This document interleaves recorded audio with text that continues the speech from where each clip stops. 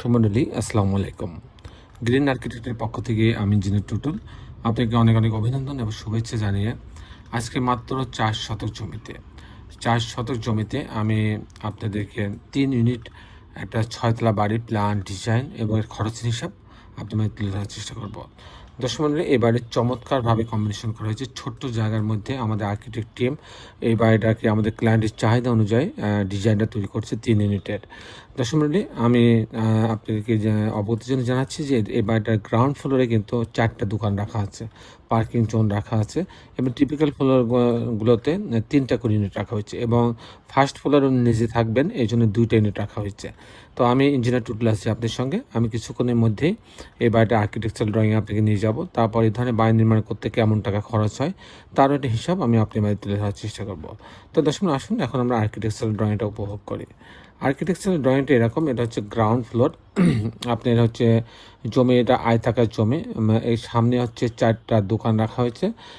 এখানে হচ্ছে পার্কিংয়ের জন্য এই স্পেসটা রাখা হয়েছে। এটা হচ্ছে এন্ট্রেন্স, গার্ড শেড রাখা আছে। এখানে ইলেকট্রিক্যাল মেকানিক্যাল রুম রাখা হচ্ছে, গার্ডের জন্য থাকার জন্য একটা কিচেন দিয়ে একটা বাথরুম দিয়ে একটা রুম দিয়ে একটা স্পেস রাখা হয়েছে। এখানে লিফট এবং সিঁড়ি রাখা হয়েছে। জমিটার মাপটা এরকম দেখেন, এখানে 58 ফিট 6 ইঞ্চি টোটাল জমি, এখানে 38 ফিট 6 ইঞ্চি, কিন্তু আমরা ব্যবহার করছি হচ্ছে 1600 স্কোয়ার ফিট। 1600 স্কোয়ার ফিট ব্যবহার করে আমরা এই ডিজাইনটা তৈরি করছি। তো আসুন আমরা এখন হচ্ছে টিপিক্যাল ফ্লোর প্ল্যানটা দেখে আমি দেখাবো যে কী করে 3টে ইউনিট সাজানো হয়েছে মাত্র 4 শতক জমিতে। তো এখানে পার্কিং জোন দিয়ে সিঁড়ি লিফটের লবিতে আসবে। তো আসার পর ইউনিট এতে যখন যাবে তখন এখানে 596 স্কোয়ার ফিট পাচ্ছে। এখানে ঢোকার পরে একটা ড্রয়িং ডাইনিং পাচ্ছে, এখানে কিচেন রাখা আছে, এখানে একটা কমন টয়লেট রাখা আছে, এটা একটা বেডরুম, আর এখানে একটা মাস্টার বেডরুম রাখা আছে, এর সঙ্গে একটা বারান্দা রাখা আছে, একটা টয়লেট অ্যাটাচ করা আছে। এই হচ্ছে 2টা বেডরুম, 2টা বাথরুম, কিচেন, ড্রয়িং ডাইনিং দিয়ে ইউনিটে সাজানো হয়েছে। যদি আমি ইউনিট বিতে যাই, এখানে 592 স্কোয়ার ফিট। এখানে ঢোকার পরে একটা ড্রয়িং ডাইনিং পাচ্ছে, এখানে একটা বারান্দা রাখা হয়েছে, স্লাইডিং ডোর লাগানো হয়েছে যাতে পর্যাপ্ত ভেন্টিলেশন হতে পারে ভিতরে। এখানে একটা কমন টয়লেট রাখা আছে, এখানে একটা কিচেন রাখা আছে। এটা একটা বেডরুম, এই বেডরুমের সঙ্গে মাস্টার বেডরুম, এর সঙ্গে একটা টয়লেট অ্যাটাচ করা আছে, একটা বারান্দা রাখা আছে। এবং এই সাইডে আরেকটা বেডরুম রাখা আছে, এর সঙ্গে একটা বারান্দা রাখা আছে। এখানেও কিন্তু 2টা বেডরুম, 2টা বাথরুম, কিচেন, ড্রয়িং ডাইনিং দিয়ে 3টা বারান্দার সমন্বয়ে কিন্তু ইউনিটটা সাজানো হয়েছে। ইউনিট সিটা একই রকম, ইউনিট এর মতো এখানেও 2টা বেডরুম, 2টা বাথরুম, কিচেন, ড্রয়িং ডাইনিং দিয়ে সাজানো হয়েছে। দর্শক মণ্ডলী এখন আমি আপনাদের দেখানোর চেষ্টা করব যে এই ধরনের বাড়ি যদি আমি নির্মাণ করতে চাই তাহলে আমার কত টাকা খরচ হয়। এই ধরনের বাড়ি নির্মাণ করতে হলে প্রথমেই আমাদের পাইলিংয়ের ব্যাপার আসবে, কিন্তু এই জায়গাটা মাটি ভালো থাকার কারণে এখানে এই বাড়ির জন্য কোনো পাইলিংয়ে লাগছে না।